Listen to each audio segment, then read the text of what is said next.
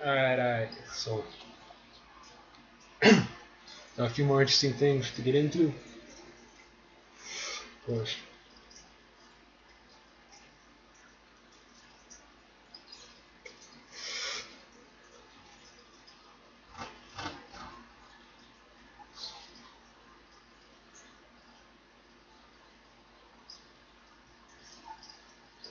Alright.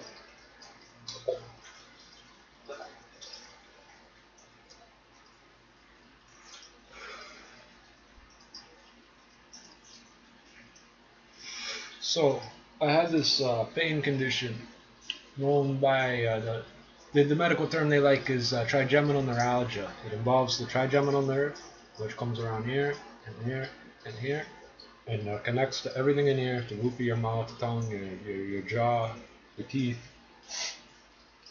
And the thing is, it also has other names, including father gills. I can't say that shit. Father's gills syndrome or something like that, and fucking suicide disease. Now you want to find out about this disease? Search suicide disease. It's like any kind of keyword. That's the one we've been using because it grabs your attention, easy to remember. Now what it is a pain in your face, and that's putting it mildly.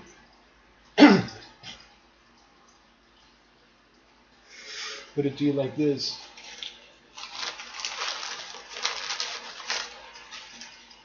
So these here are friggin' Naproxen.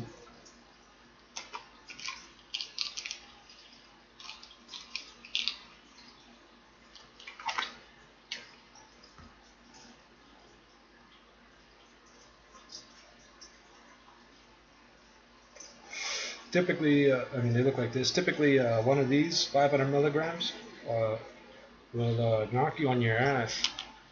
If you're not somebody with real pain or some kind of infection, inflammation, one of those will make you drowsy. Not drowsiness, dopey, mellow, because docile, that's the word.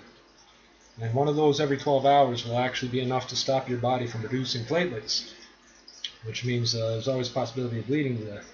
Now, I can pop one of those on the onset of the background pain, like I have, and what'll happen is all I'll have left is these sharp pains within my teeth,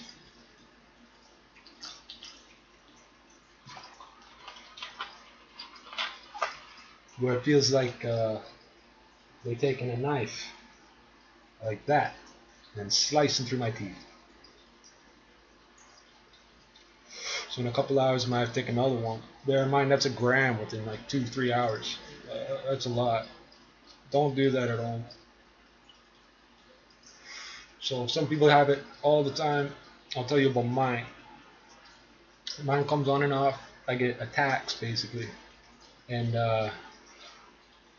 all the way back to when the further back I try to remember, because I've been through a lot. I got a lot of things cause me lots of pain, and when you're a ghetto youth, you just roll with it. Um, if you've had chronic pain or serious pain conditions, especially as a youth, you just roll with it. You get used to it. It took me 5 years of recognizing this pain before I found out what the name was. I had it a long time, long time, long time. Well, I'll get into the other stuff later, but as for the suicide disease, right now I have an attack about once every week. Now, it used to be every few months, not really on a schedule, and it keeps getting faster. There's less time in between, and the run-up used to be a few hours. Now it's 2 days where I start feeling it beforehand. So I have maybe 3 days with no pain, and then maybe 3 days, one day where I'll be bitchy, let's say, grumpy, because it's just starting on me, and then 2-3 days running up to a full attack. Now for me, uh, I'll say it feels like being hit in the face with a shovel. And that's generally the best way to describe it to people. It feels like being hit in the face with a shovel.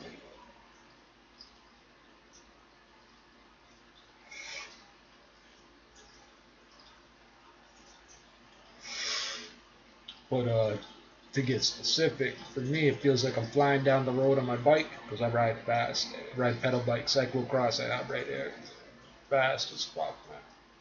I got Tenny rims. If you don't know what Tenny rims are, they just came on the market not long ago and they're light as fuck. If you can get your hands on a set for your bike or even just one, my god, they're fast. But it feels like my bike stopped and I went over the handlebars and landed on my face like this. No hands, no feet, just land on my face. It feels like I hit concrete. And then that instant of pain carries on steady for at least 6 hours. You know, before I started taking meds and things for it, 6 hours of that, and I would pass out. It's like being tortured. You eventually pass out. Your body says you can't take no more of this and puts you under.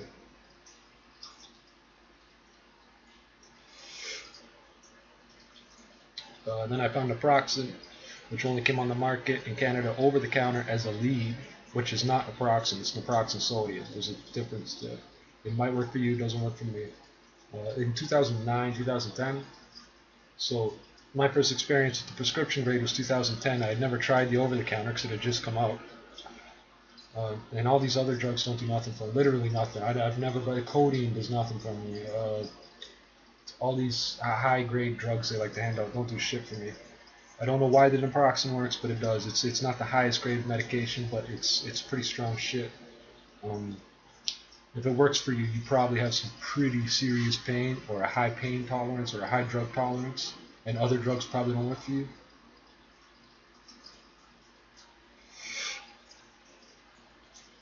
Now back then, the reason that I was prescribed it was another matter altogether. It's an anti-inflammatory drug. I had an infection, and they prescribed it to me to flush out the infection because that's what anti-inflammatories do.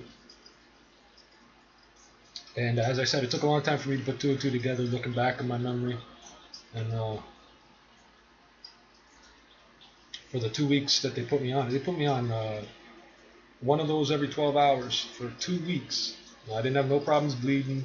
I didn't get all goofy, but I was very docile. On top, I was sick as well, so that's partly why. And I did not have any pains from the suicide disease. Now, a lot of people are misdiagnosed. The estimates that you can find at present on the internet say that 1 in 20,000 people probably has this. 1 out of every 20,000 people. That means in my neighborhood there could be like 1, 2, 3, 4, 5 people, depending on how big you want to say my neighborhood is. Here in the Toronto West Side, I live right now. I'm halfway between all the coolest places I ever lived. If I never have to move again, I love this end of the city. From PK, Parkdale. That PK thing means something else these days. It didn't used to mean. So, it's just the Toronto Public Library code for Parkdale, PK. They couldn't call it PD because that would confuse people. What, police department? So. Anyway, point is, fucking, a lot of people think it's their teeth. I get very realistic pains. I call them phantom pains because I would get feelings like all my teeth had been drilled out. Like literally 32 drills or whatever, been drilled, like little holes drilled in my teeth. It feels like there's a knife cutting through my teeth sometimes. Like somebody not slicing them off, but like slicing into them, like they're cutting a cake or some shit, man. That's incredibly painful. And a lot of people get lots of work done on their teeth and things before they find out that it's not their teeth. I have an excellent dentist. Absolutely excellent dentist. He's never done work that I didn't need. So when I started coming back every 6 months, no cavities, no cavities, no caries, no caries, no caries, no caries. That's when I had to start thinking hard, like how could I have these pains in my face?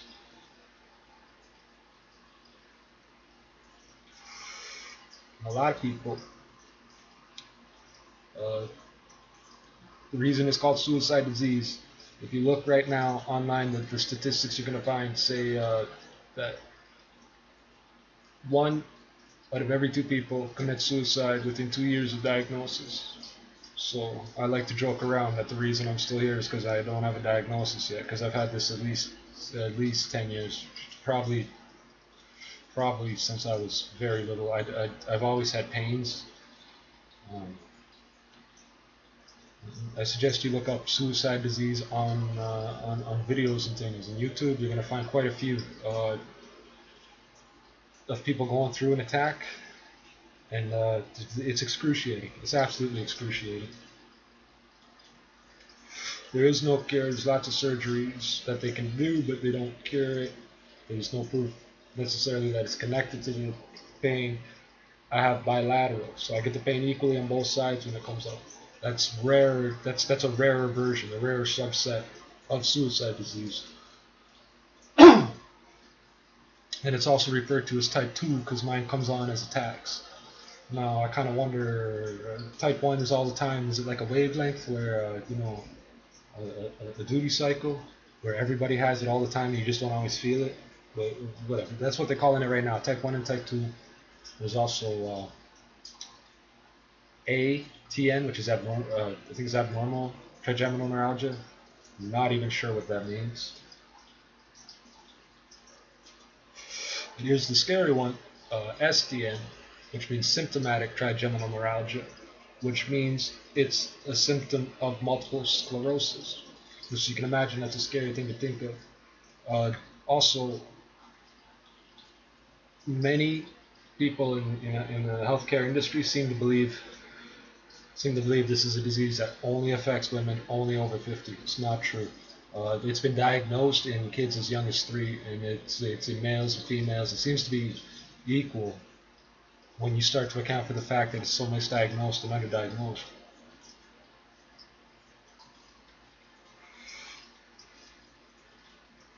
So you see me burning this up here in Canada. It's a gray area.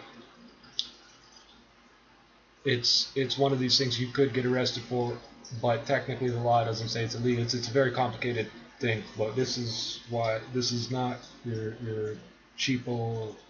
No offense to Mexicans, but what they call Mexican dirtweed. That's not what this is. This is better than what you get at dispensaries. And there's reasons for that, but top of the line. The people out in BC, some of them know what I'm talking about. People in Cali know what I'm talking about. Some of them. There's Fred Rose Starr said it himself. Toronto has the best trees, and you can look that up.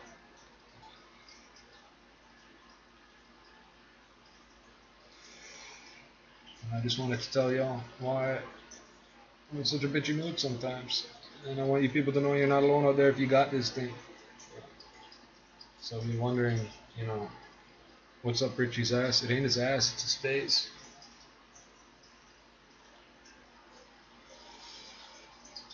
For me right now, it takes about 1,000 milligrams to kill an acute attack.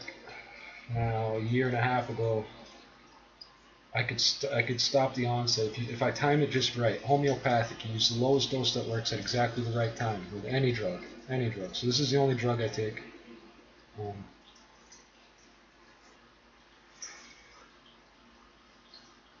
it used to be 250 milligrams would stop the onset.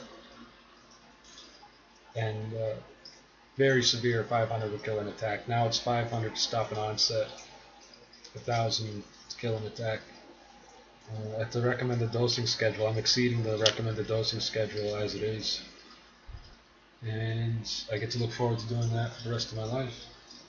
So,